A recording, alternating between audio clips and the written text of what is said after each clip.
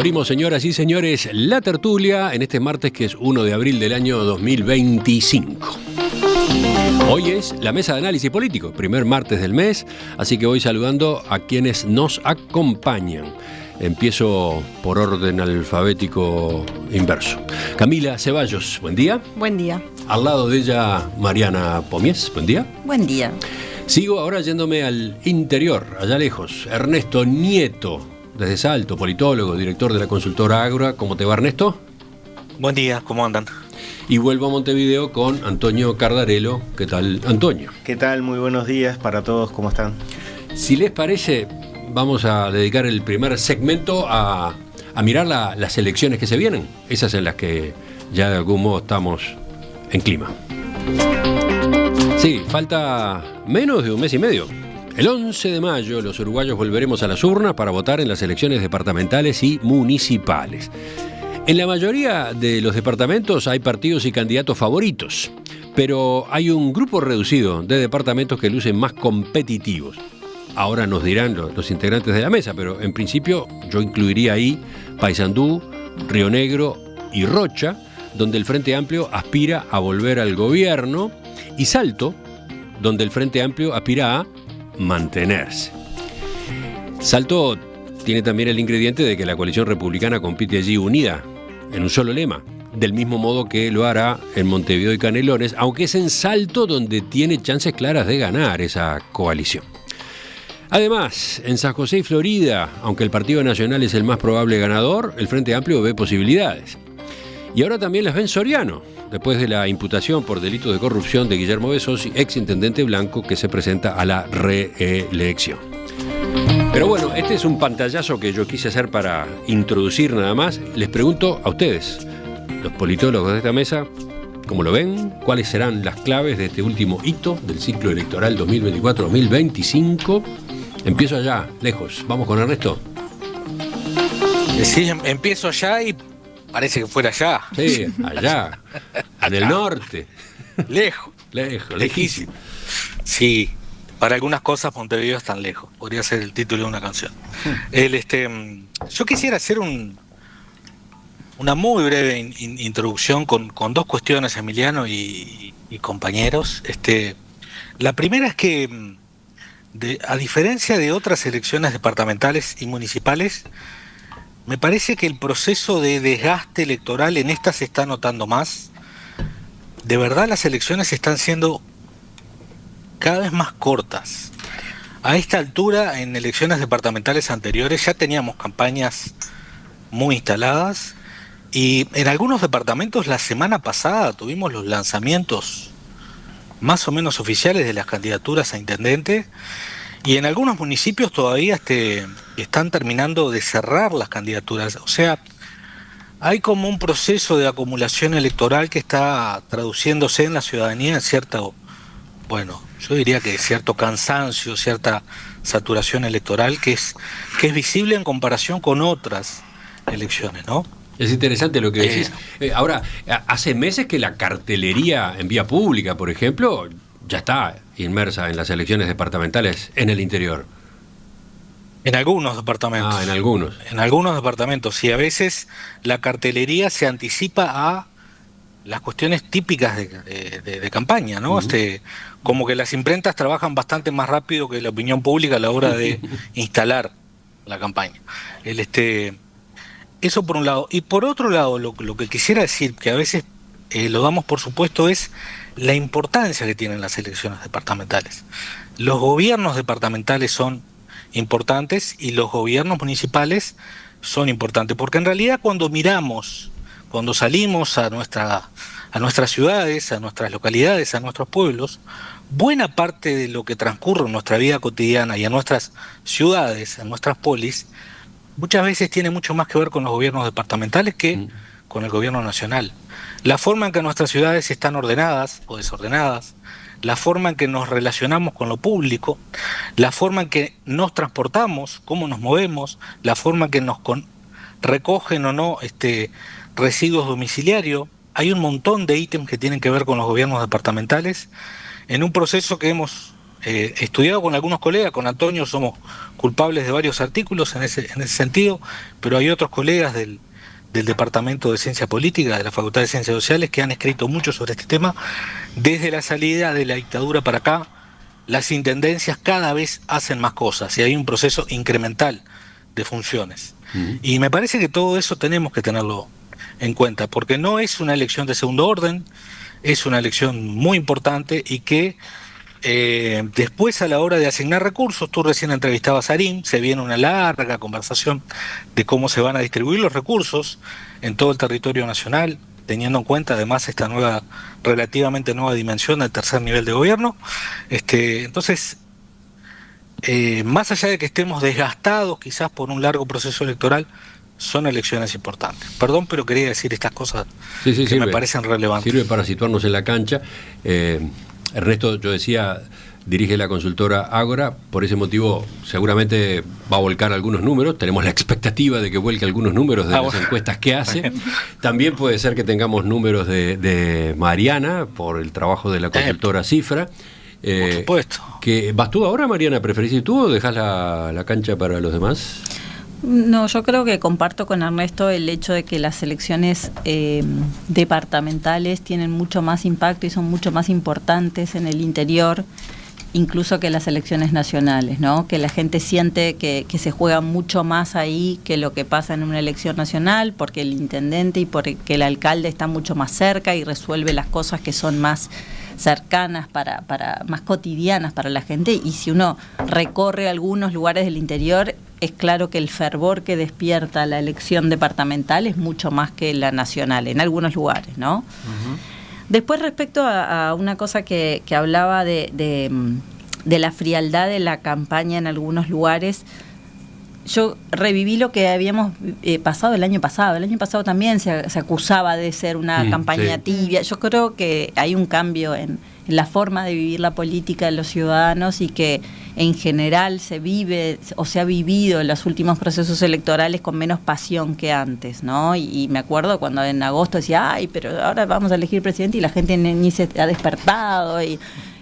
bueno, puede estar pasando lo mismo en algunas localidades. En otras, creo que Ernesto también lo debe haber visto, hay mucho más fervor cuando es competitivo, cuando se trata de líderes muy caudillos que mueven mucho la gente, ahí está más movido. Entonces creo que bueno, que lo que está pasando ahora lo vimos también en octubre a nivel nacional, no me extraña. Recalcar esas dos cosas que decía Ernesto que me parecen importantes. Sí, yo anotaría que está de por medio la semana de turismo, ¿no? De algún modo es un quiebre, ¿no? Tengo la impresión de que hay lanzamientos o motores que están esperando para encenderse después, ¿no? Después de semana de turismo. ¿O no? Sí, probablemente. ¿Qué decís tú, Ernesto? En realidad hay muchos que, como hay muchas actividades en la Semana de Turismo en todo el país, y casi todos los departamentos tienen festivales, domas, y lo que sea, en realidad hay mucha campaña que se hace allí. Ajá.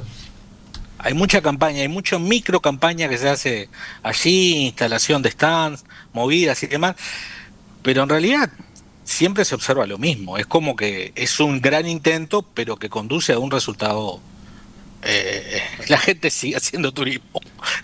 No necesariamente en aquellos departamentos donde la campaña no está plenamente instalada, turismo no es un momento para que se instale nada más que turismo. Sí. Pero da la impresión, ¿no? Por algunas consultas que hemos hecho, que hay quienes están guardando, quienes están preparándose para después, ¿no? Para después de Semana de Turismo. En fin, ya lo veremos. ¿Quién sigue ahora? Bueno, sí, pasó un poco, ¿se acuerdan con las internas? También que después venían las vacaciones y no se activaba. Bueno, seguramente en los departamentos competitivos, que ahora vamos a hablar un poco más, haya un tipo de campaña que desde el centralismo montevideano nos cuesta bastante percibir o al menos tomar en cuenta. Y ese es un punto interesante que básicamente lo largo que es nuestro ciclo electoral ya empieza a ser una pesadumbre. Un lastre. Es un lastre, pero para los ciudadanos y también para los políticos, ¿no? Porque no dejan prácticamente de hacer campaña por lo pronto 2 años, y eso hay que empezar a tomarlo en cuenta porque tiene implicancias en la gestión pública de sus gobiernos. Eso quizás por un lado, y después lo podemos desarrollar para el caso de algunos departamentos en particular.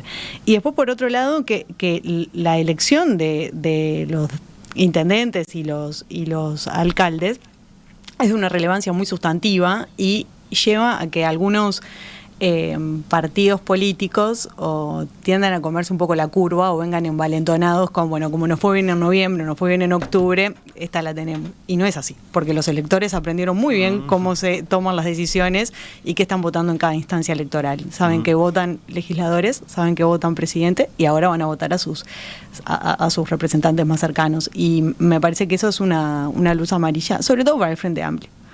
Entonces sí que el Frente Amplio está como confiado del efecto arrastre del resultado nacional. Puede ser que en algunos, no quiero decir que esté confiado o que tenga toda la confianza del mundo, pero algunas declaraciones, por ejemplo en el caso de Soriano, ¿no? Me parece que no hay que tener un poco más de cautela.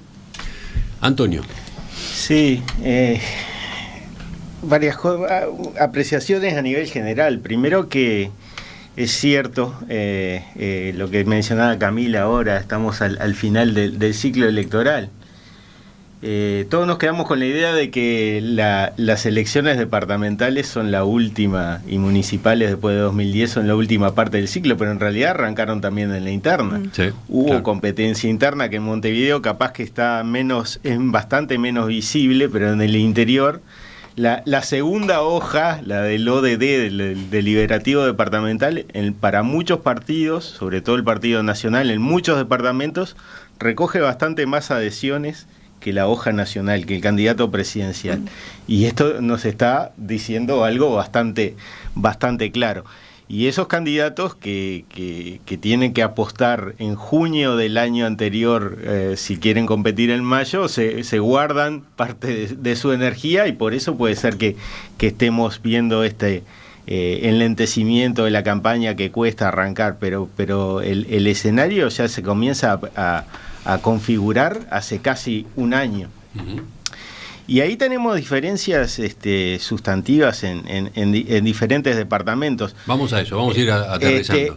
Una cosa general que decía Camila también que quiero reforzar, el Frente Amplio piensa que esto va a ser una suerte de revival del 2005, cuando accedió por primera vez al gobierno nacional y después tuvo su mejor elección departamental hasta ahora, que cuando ganó en 8 departamentos.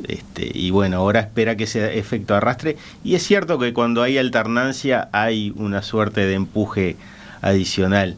Pero también es cierto, y eso lo hemos venido viendo desde que las elecciones departamentales se separaron de las nacionales, que hay cada vez una mayor evidencia de que el comportamiento de los electores es diferente. La variación, la volatilidad interelectoral ha ido aumentando y en la última elección, en el último ciclo 2019-2020, hubo una volatilidad de 25%. Esto quiere decir que 1 de cada 4 electores votó en septiembre de 2020 algo diferente de lo que había votado en octubre de 2019. Y eso es una tendencia. Bueno. Ernesto, vuelvo contigo a ver si nos ponemos a mirar algunos departamentos en particular, tal vez los que yo incluía en la introducción. ¿Cómo viene la cosa si dejamos afuera Montevideo y Canelones, si vamos a los otros 17 departamentos? Sí, igual es todo un síntoma que dejemos afuera a Montevideo y Canelones, porque en realidad creo que, no sé, yo no he escuchado a nadie que diga que la coalición republicana allí puede ganar.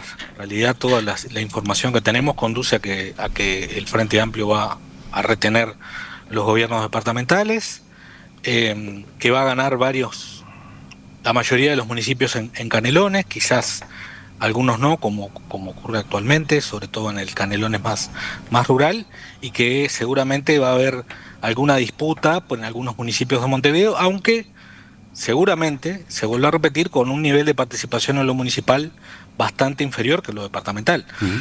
Los montevideanos votan muy poco en comparación con el resto del país el tercer nivel de gobierno.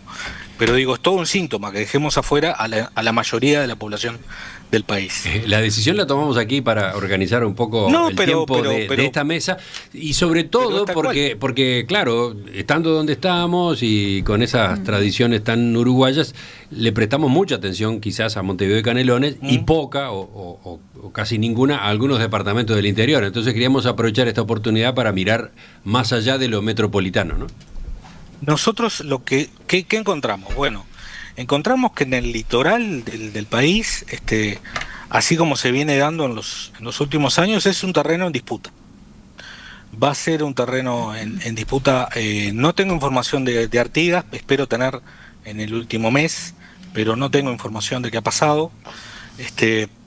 Pero va a ser un terreno en disputa. Salto, donde se da la particularidad que, al igual de Montevideo y Canelones, la oposición al gobierno departamental conformó la coalición republicana. Yo me adelanto a decir que creo que la elección de Salto se va a definir en las últimas 2 semanas, porque así ha pasado en las últimas 3 elecciones departamentales en Salto. Los niveles de movilización son muy distintos, y quien piense que hoy tiene ganada la elección departamental en Salto me parece que está teniendo una lectura por lo pronto un poco simplista del asunto. Creo que en Paysandú vamos a tener una elección competitiva, pero con ventaja para el Partido Nacional. Seguramente allí el intendente tiene mayores, prefiero hablar en términos de probabilidades, mayores probabilidades de ser reelecto a que el Frente Amplio lo desplace, aunque el Frente Amplio está apuntando baterías importantes en Paysandú. Y sigo con el litoral, que me parece que es uno de las regiones del país más competitivas. Creo que en Río Negro, a menos que ocurran muchas cosas en estos 40 días, va a ganar el Frente Amplio, va a recuperar el gobierno departamental y va a ser la segunda vez que obtenga el gobierno departamental. Lo había ganado en 2015 en una elección muy particular, muy original. Le pusimos a ese capítulo en el libro del Departamento de Ciencia Política, entre otras cosas porque hubo combinación de efectos electorales y ganó por un escaso margen, pero ganó. No creo que vaya a haber sorpresas en Colonia, es decir, creo que va a seguir el Partido Nacional y quizás buena parte de la competencia la tengamos al interior del Partido Nacional. Yo no creo que el caso de Sossi al día de hoy esté alterando la aguja en Soriano. Nosotros lo medimos, pero lo medimos mucho antes de que ocurriera lo de Besossi. Había una diferencia considerable a favor del Partido Nacional. En nuestra experiencia, en otros casos de situaciones de corrupción o similares, el partido que está ocupando el cargo, el intendente que va por la reelección, a veces directamente imputado, a veces no ha perdido la elección. Ese es otro tema del cual podríamos hablar. Y después, los escenarios que podrían ser sorpresa. Bueno, sí, podría haber sorpresa. Te pido que pongas una pausa acá, porque así escuchamos a los demás integrantes de la mesa. Perdón. A propósito de eso, del litoral, el panorama del litoral que acaba de trazar Ernesto, ¿qué dicen los demás? No sé, Mariana, por ejemplo. Sí, básicamente concuerdo. Yo tengo menos información de la que tiene Ernesto, pero sí creo que probablemente en Río Negro gane el Frente Amplio. No estoy segura cuál de los dos candidatos ahí creo que está más peleado, por lo menos en lo que yo he visto. También creo que en Paysandú va a ganar de vuelta el Partido Nacional y Salto va a estar competitivo, sí. Tampoco creo que lo de Besossi tenga impacto, y eso me preocupa, no por este caso puntual, sino el poco caso que le hacen los ciudadanos a estos comportamientos o estas conductas que nosotros las vemos como corrupción, y cuando uno sale a preguntar ve que no necesariamente la gente la cataloga así. Y no es por una condena en particular a Besossi, sino decir, pasan cosas, sale información a la luz, vemos que el sistema de reclutamiento de personal y el comportamiento de las intendencias del interior, no digo que en Montevideo no pase, pero hay otro tipo de situaciones. La población las ha naturalizado, las justifica de una manera preocupante, y eso creo que es un capítulo aparte que tendríamos que en algún momento abordar. Ya que hiciste referencia a esa temática, me pregunto por Artigas, ¿qué sensación Lo ¿Tenés? mismo que creo que no tienen el impacto que nosotros le daríamos desde el ámbito académico, o desde, creo que la gente justifica, le encuentra sus ventajas, porque de alguna manera mucha gente se ve beneficiada con eso, y lamentablemente eso sigue generando un deterioro en el sistema. Bueno, sobre esta zona, sobre el litoral del Uruguay, a partir de lo que decía Ernesto, ¿qué agregan los demás? Antonio. Sí, yo creo que Ernesto contó bastante bien lo que va a pasar. Tenemos 3 departamentos donde se prevé competencia, que son Salto, Paysandú y Río Negro. En Salto, si bien van bajo el lema coalición republicana, y todo hacía prever, porque si uno pensaba lo que pasó en 2020 y lo traslada ahora, dice, bueno, si votan juntos esta vez el Partido Nacional y el Partido Colorado, claramente le van a ganar el Frente Amplio. Bueno, en política esas sumas no siempre se dan tan linealmente. Y lo que está pasando es que tenemos una elección, por lo menos los datos que manejaba Ernesto y otros que han trascendido, que podrían ser más competitiva la elección. En el caso de Paysandú, es el departamento que más competitivo en las últimas elecciones, es el donde ha habido alternancia, ¿no? En 2005 y 2015 ganó el Frente Amplio, en 2010 y 2020 el Partido Nacional. Y ahora tenemos un intendente que va por la reelección, cosa que ningún intendente ha conseguido en Paysandú desde Larrañaga. Y bueno, hay expectativas fundadas de que podría conseguirlo, pero el Frente Amplio también tiene bastantes expectativas, sobre todo por el desempeño electoral que puede tener la capital departamental. Hay que ver qué pasa en el resto de los municipios. Paysandú ha sido uno de los departamentos que ha creado más municipios, y muchas veces los municipios le sirven a los intendentes como forma de traccionar políticamente. Y mirá ese factor, interesante ese factor, lo vamos anotando para observarlo, ¿no? Y en Río Negro hay un dato sintomático que es de los 2 casos donde el intendente, pudiendo ir por la reelección, no va. Se pregunta, bueno, si tenemos una tasa de reelección desde el 2000 para acá que ronda en prácticamente 63-64%, o sea que 2 de cada 3 intendentes que se presentan a la reelección lo consiguen, lo lógico es que lo haga. Bueno, ¿por qué la FLUF no es candidato en Río Negro? Bueno, porque tuvo una evaluación de gestión bastante desfavorable, y eso ha potenciado que sus rivales a la interna del Partido Nacional, la alcaldesa de Jun, Mercedes Lon, el alcalde de Nuevo Berlín, sean los candidatos favoritos, e incluso tuvieron mejor desempeño electoral. Mercedes Lon le ganó la diputación de la banca del Partido Nacional en Río Negro. Ese es un dato sintomático. Lo mismo podríamos pensar, si bien lo podemos tocar más adelante, en el caso de Florida. ¿Por qué Guillermo Rodríguez no va? Uno podría decir, bueno, Enciso es el candidato natural, pero también es cierto que se podría apostar. Y esos son datos que te dicen, bueno, si el candidato no va por la reelección, si tiene una mala evaluación de gestión, la posibilidad de alternancia es más probable.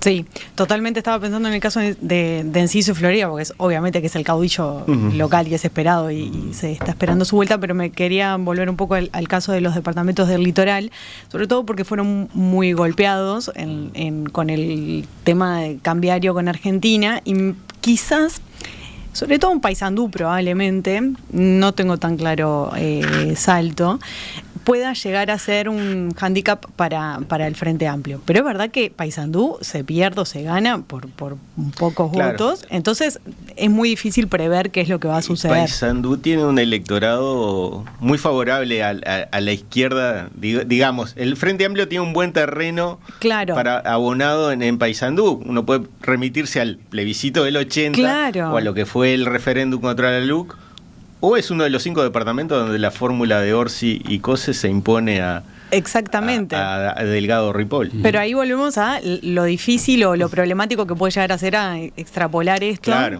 No obstante, hay cuestiones estructurales que podrían ayudar a que el Frente Amplio se posicione. Y ya ganó el gobierno departamental 2 veces. Es diferente a lo de San José, que uno dice, bueno, puede tener, pero San José nunca ha ganado. Nunca ganó.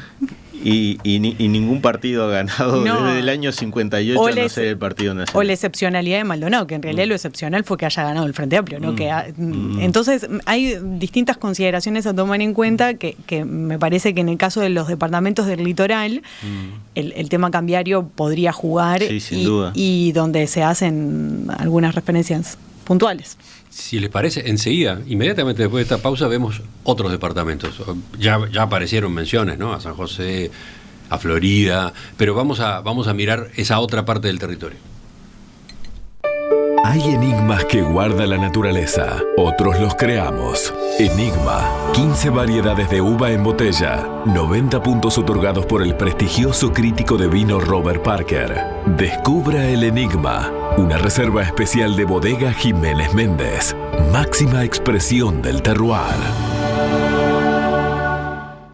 Seguimos, estamos en la mesa de análisis político, estamos con Antonio Cardarello, Ernesto Nieto, Mariana Pomies, Camila Ceballos. Estamos en este segmento mirando a las elecciones departamentales, cómo se perfila la competencia departamento por departamento.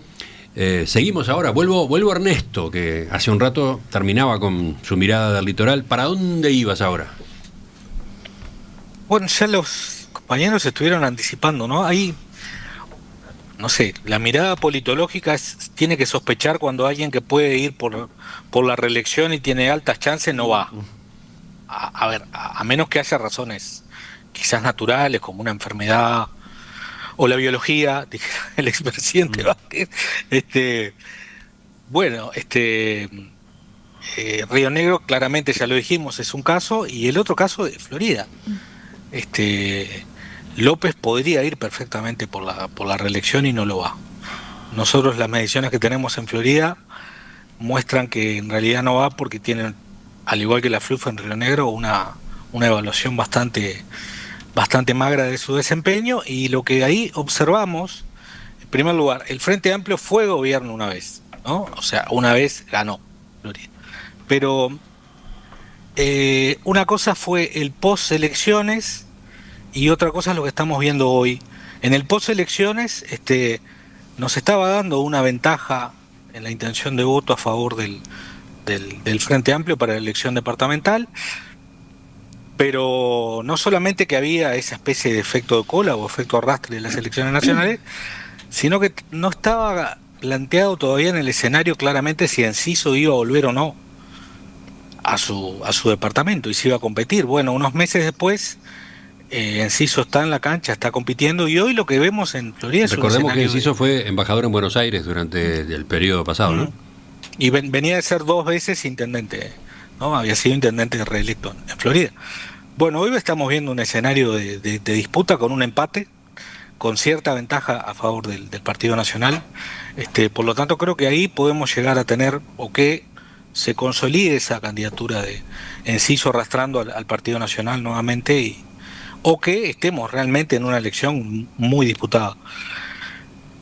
San José, comparto todo lo que dijeron, el Frente Amplio nunca ganó. La evaluación de la intendenta es, en términos medios, no es ni tiene grandes niveles de aprobación ni de desaprobación, pero es cierto que por lo general el Partido Nacional se impone, y se impone además con luz en las elecciones.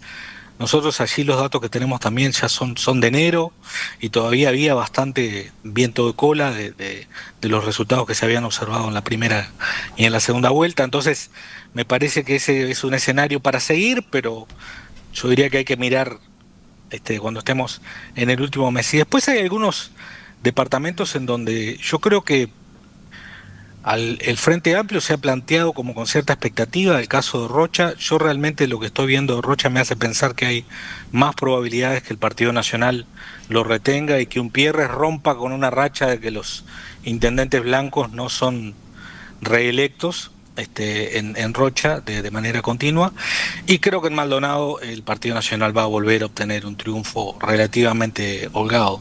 Y con eso más o menos termino mi recorrido de la L, claro, de la famosa por L del Uruguay. Nos van a faltar departamentos que todavía, pero sobre esta otra parte de la L, Mariana. Sí, creo que sobre todo en el caso de Maldonado el Partido Nacional va a retener, y el Delfín de Antía va a ser quien gane esa elección. Recordemos quién es el Delfín. Abella. Abella. Y que Blas está bastante por debajo. Oscar de los Santos no creo que llegue a que se postula nuevamente Frente Amplio, ¿no? Sí. De Rocha también está más peleado, tengo menos reciente la información y probablemente el frente que creo que cree que tiene más chances de las que realmente tiene. Y después sí, San José, me parece que el Partido Nacional va a retener y el frente ahí también va a haber. Le ha pasado otras veces, ¿no? Con una expectativa mucho más alta y que después fracasa. En términos, además, creo que está muy concentrado en el gobierno nacional. Me parece que le está insumiendo muchas energías al propio frente, lo que es rearmar el gobierno, y que no está pudiendo acompañar a los líderes locales, que obviamente requieren de apoyos nacionales que no están teniendo. Eso es otra cosa interesante a ver. Antonio. Sí, varias cosas. ¿Por dónde arrancar? Bueno, San José, decíamos, el Frente Amplio nunca ha ganado el gobierno departamental, el Partido Nacional gana desde hace muchísimo tiempo, desde antes de la dictadura, bastante antes. Solo una vez, un par de veces el Partido Colorado le había logrado ganar ahí el gobierno departamental. Y el comportamiento que hemos visto en las últimas elecciones es siempre el mismo. El Frente Amplio vota muy bien en la elección nacional, es el primer partido en San José, incluso esta vez ganó el balotaje también en San José, pero sin embargo cuando se disputa el gobierno departamental, ahí la situación cambia y tiene que ver con esa percepción que tienen los electores de que es otra elección y que se disputan otras cosas.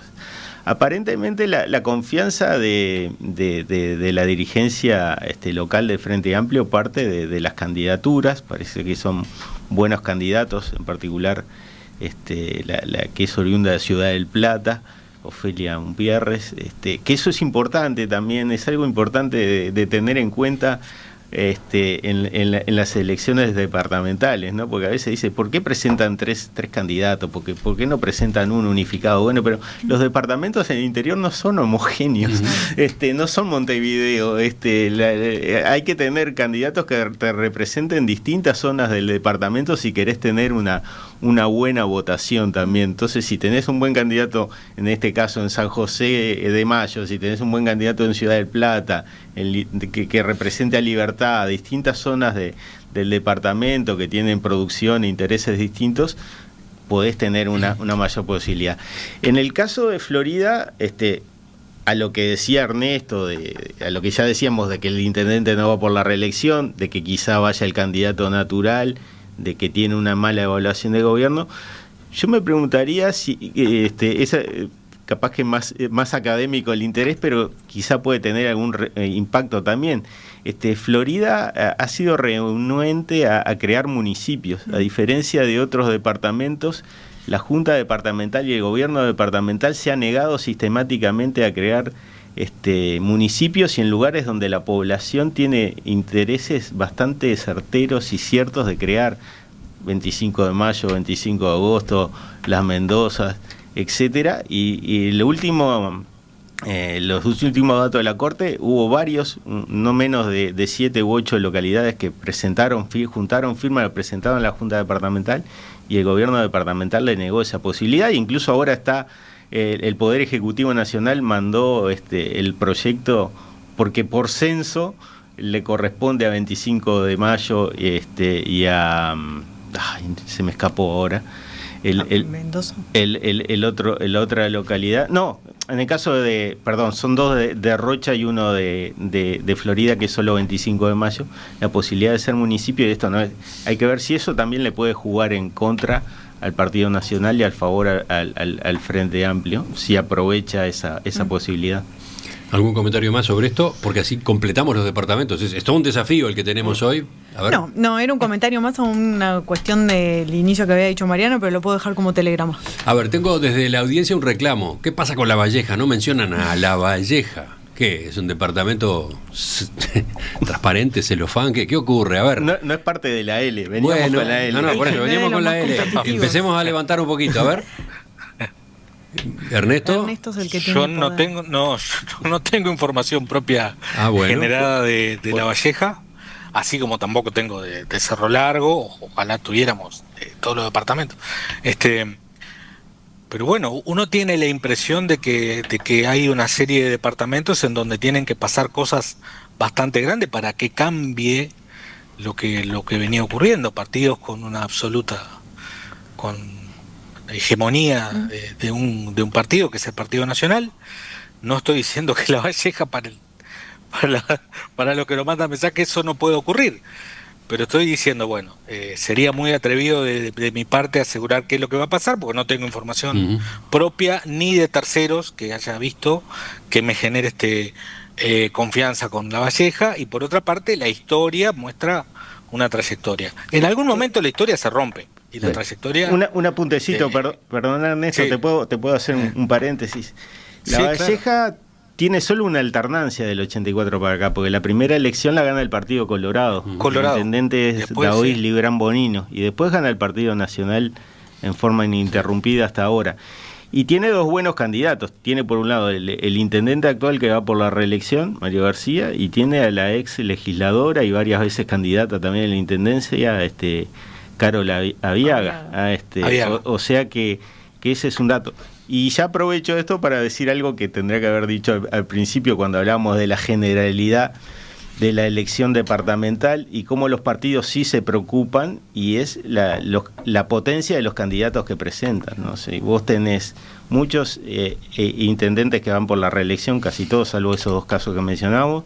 En el caso del Frente Amplio presenta muchos ex intendentes, Fonticiela en Salto, Caraballo en Paysandú, Terzagui en Río Negro, Yaqueto en Florida, Aníbal Pereira en Rocha, de los Santos en Maldonado. Y a su vez presentan muchos de los legisladores electos hoy en 2024, son candidatos a intendente, y eso te muestra que los partidos se toman en serio esa elección, que no es una elección más. Bueno, pero para ir completando entonces, yo les preguntaba, a partir de esta inquietud de la audiencia, por La Valleja. ¿Qué pasa en Durazno? También nos preguntan. Por supuesto, ¿qué pasa en 33, Cerro Largo, Tacuarembó, Rivera? Uh-huh. Bueno, yo digo rápido, Rivera no va a pasar nada extraño de lo que creo que todos prevemos. Va a volver a ganar el Partido Colorado y seguramente sea reelecto el intendente Sanders. Tacuarembó seguramente sea reelecto el intendente Esquerra del Partido Nacional. ¿Qué otra cosa tenemos? Durazno. 33, seguramente gane, y por la ventaja habitual o más, el Partido Nacional. Y se me terminó. ¿No falta algo más? Durazno, no tengo conocimiento, decía Schiarino. No tengo conocimiento. Durazno es uno de los 6 departamentos donde pero nunca ha nada habido me hace alternancia. prever que pueda haber alternancia. Solo gana el Partido Nacional desde 1946. Yo creo que tiene cierto favoritismo. ¿Y Cerro Largo? Y Cerro Largo también. Cerro Largo, en la última fue 8-2, 8-1,5. Quizás no sea tanta la distancia. Wilson decía que salvo el jefe político y de policía, que era colorado cuando él era chico, todos los demás eran blancos. Eran blancos. Mariana. Sí, creo que en Durazno Algorta va a ser el próximo intendente del Partido Nacional, y lo demás sí, o sea, está claro que el Partido Nacional va a retener las intendencias y que lleva largas tradiciones, ¿no? Como eso que en Montevideo se cuestiona tanto de la alternancia de partidos. Cuando salimos de Montevideo ya no es tan importante la alternancia de partidos. Y no solo de partidos, sino de hombres. Se repite lo mismo. A mí me gusta claro. mencionar un dato que ¿cuántas personas gobernaron en Tacuarembó en estos 40 años de democracia? Y si se da el pronóstico de Ernesto, en 45 años. 3. Sergio Chiese, Everda Rosa y Wilson Esquerra. En 45 años solo 3 nombres se han alternado en el gobierno departamental, y podemos ir a otros, ¿no? Vidalín en Durazno está terminando su cuarto periodo, se ha gobernado la mitad. En 20 de los 40 años ha sido Vidalín una institución. Claro, o como lo fue Chirucci en San José, y podríamos citar a otros. Y eso nos muestra caudillos con boleta, el peso de las tradiciones. Otro dato importante que me lo estoy autoespoleando, ¿Cómo autoespolear? Claro, porque es algo que quiero publicar. Porque lo querés publicar, te iba a decir, claro. pero no puedo evitar decirlo, que es el peso de los nombres y la cantidad de hijos de exintendentes que van por el... Ah, mirá, los hijos de... En Andújar, ¿no? Sebastián Andújar en Canelones, hijo del intendente Andújar, bueno, Jorge Larrañaga Vidal en Paysandú, Gualberto Carminati, el hijo de Mario en Río Negro. Entonces tenemos Amaro en Florida, hijo del intendente Juan Justo Amaro. Entonces el peso de los apellidos, no solo los partidos, sino la figura, la centralidad de los caudillos locales es muy fuerte, y esa transmisión hace que muchas veces el delfín de los intendentes sea el secretario de la intendencia. Bueno, el actual presidente de la República siguió ese camino, y en estos casos se vuelve a los hijos, ¿no? Bueno, dejamos este esquemita, dejamos este punteo en el comienzo, entre comillas, de la campaña rumbo a las elecciones departamentales del 11 de mayo. Iremos avanzando, iremos actualizando en la medida de lo posible cómo viene la intención de voto en varios de esos departamentos. Ahora les propongo que hagamos una pausa y nos instalemos ya en la política nacional.